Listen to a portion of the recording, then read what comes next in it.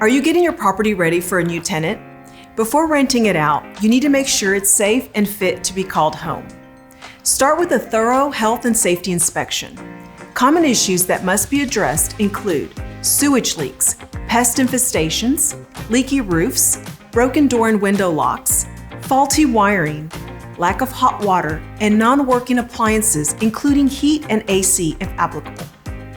When your renter gets the keys to the property, provide a checklist to document each room's condition and keep a copy for your records. You should also budget for major expenses and unexpected repairs.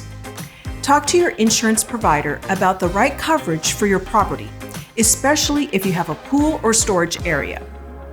You can also require renter's insurance for personal liability and property damage, which usually covers losses from fire, smoke, theft, and some types of water damage, but not floods, which require separate coverage. If repairs are needed, the Texas Property Code requires you to fix any issues affecting health and safety promptly, usually within 7 days of your tenant notifying you. For non-urgent issues, your lease may specify a reasonable timeline.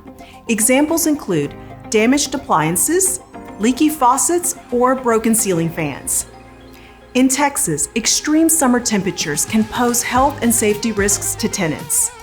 If your units have air conditioning, you are required by the Texas Property Code to keep it in working condition. However, not all repairs are your responsibility. If property damage exceeds normal wear and tear, your tenant is responsible.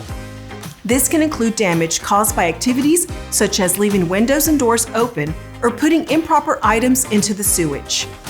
By responding quickly and resolving issues, you maintain your property, lower legal risks, and foster a respectful relationship with your tenant, the key to a successful long-term rental.